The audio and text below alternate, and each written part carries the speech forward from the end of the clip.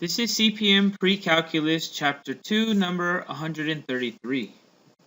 So here we have a square. Here's a square. Has area 9 centimeters. Has the largest possible equilateral triangle inscribed of it. Okay, so here we have an equilateral triangle, and it's inscribed, meaning it's inside the square. Okay, it's the largest one possible.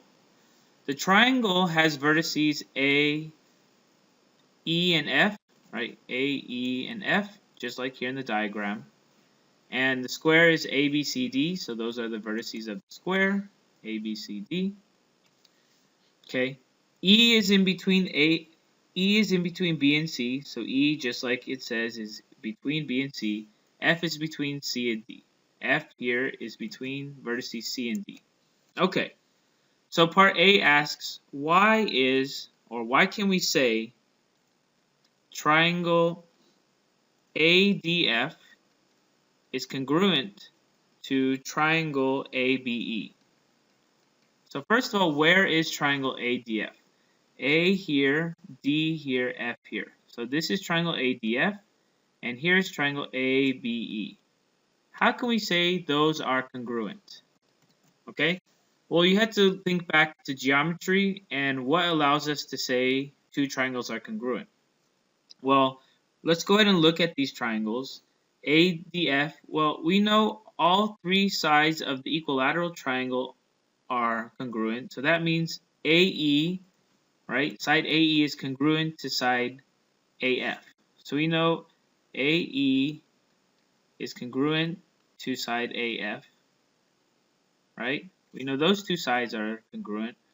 We also know sides of a square, all the sides of the square are congruent. So AB here is congruent to AD.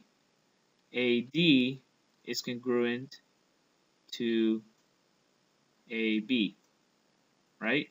AD here is the same length as AB up here, all right? And we also know angle D is a right angle and angle B is a right angle. Angle D equals angle B equals 90 degrees, right?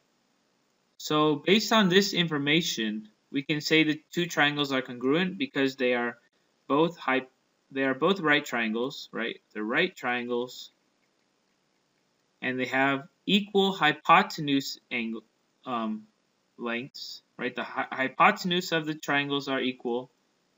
Hypotenuse, and one of the legs is enough. We know this leg is equal to this leg, so hypotenuse leg theorem from geometry allows us to say then triangle ADF is congruent, which means all the measures are the same, to triangle ABE. Okay, so this allows us to say it. All of this information actually. All right. So part B asks, why is triangle CEF isosceles? So triangle CEF is right here, right? Triangle CEF is right there. How do we know it's isosceles? Isosceles, remember, means two or more of the legs have the same length. All right. So how do we do that? Well, we know basically DF here is congruent to BE here because we already know these are congruent triangles. So we know the sides are congruent. So we know DF is congruent to BE, right? We know they have the same length. And we also know DC is congruent to BC. DC is congruent to BC, right? So then we can also see, well, because these are square sides, if we subtract from DC DF, right? DC minus DF, right? DC minus DF should equal BC minus BE, right? And DC minus BF, well, DC minus DF is just FC. And then BC minus BE is just EC. And that's showing that EC and FC are congruent, meaning this is an isosceles triangle. So this allows us to say triangle CEF is isosceles. Okay? So again, this is a heavy review of geometry, looking at triangles and talking about congruency. So part C says, find the area of triangle AEF. Find the area of triangle AEF. Okay? So what we have to remember then is each angle is 60 degrees, right? And let's go ahead and figure out the area, right? So we know that the area of the square here is given to be 9, right? So that means if the area is 9, that means each side is 3, because 3 times 3 is 9. So each side of the square is 3, right? And we can go ahead and determine what the area of the triangle is then by figuring out these lengths here, all right? So if this is 60 degrees and these are 90-degree angles, then each one of these is 15 degrees here, 15 degrees here, right? This is 90, right? 15 plus 90 plus this angle here has to be 180. So we could say 180 minus 15 minus 90. That gives us this angle here is 75, right? That this is a right angle too, 15 degrees. This is also 75. 75 plus 60 plus this angle, we know those are supplementary. So 180 minus 75 minus 60 is equal to this angle here, 45. Right? So this is 45, 45, 90-degree triangle. And now we have all of the angles and we have the sides of the square around. Okay, so how can we find the area inside? So we can do that by a couple of ways. We can go ahead and subtract out the area of each one of these triangles from the whole area. So let's do that. Let's go ahead, and we know that the area of triangle AEF, right? We're trying to find the area of triangle AEF is equal to the area of the square 9 minus the area of triangle ADF.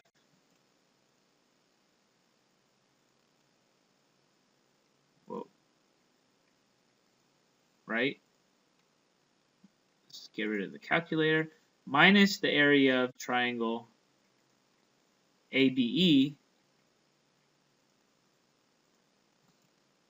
minus the area of the triangle FEC, right? Or CEF. So if we take away these three triangles, we get the area of our equilateral triangle on the inside. Okay? So what is the area of this triangle here? Well, we know it's equal to 1/2 the base times the height, right? We know the height of this triangle is 3. What's the base? Okay? Well, we can use, so let's draw it over here. This is triangle DAF, right? This is length 3. This is a 90-degree.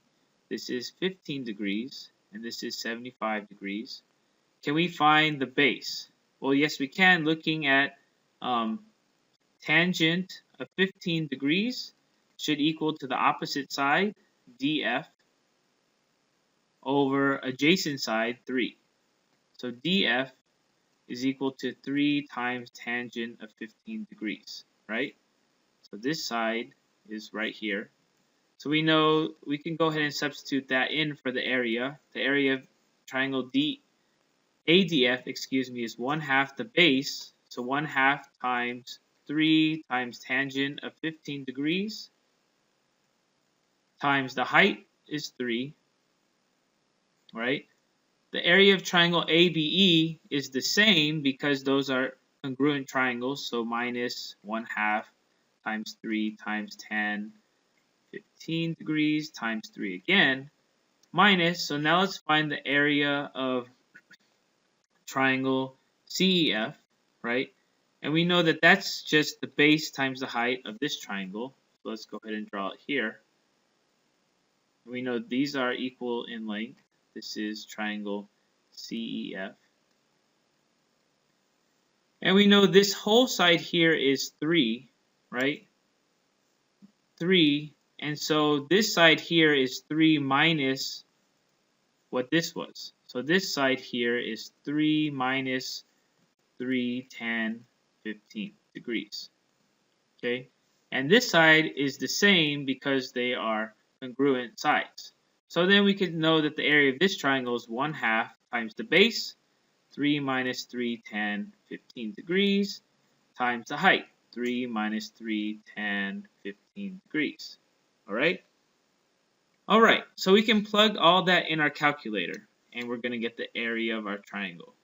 So let's make sure we're in degrees mode because we're going to be taking the tangent of angles in degrees. So 9 minus, in parentheses, I'm going to put 1/2 times 3 times tan of 15 degrees times 3, close the parentheses, minus, then this again, 1/2. I could have just been smart and made this 2 of these, so take out the 1/2, but I'm going to do it this way. 1/2 times 3 times tan of 15 degrees times 3 minus, and I'm going to put this in parentheses. Let's add a parentheses here. So minus 1/2 times, in parentheses, 3 minus 3 times tan of 15 degrees. Close that parentheses. Times 3 minus 3 times tan of 15 degrees. Close parentheses, enter. So that's the area of our equilateral triangle is 4.1769, so let's round it to 177 units squared, right? Because area is always in units squared. All right? So you could have done it by finding these lengths as well and looked at the triangle itself, but an easier way is to look at the whole thing and subtract out the parts you don't want. Okay, so that's what we did here. Alright, so that ends for us CPM Precalculus Chapter 2, number 133.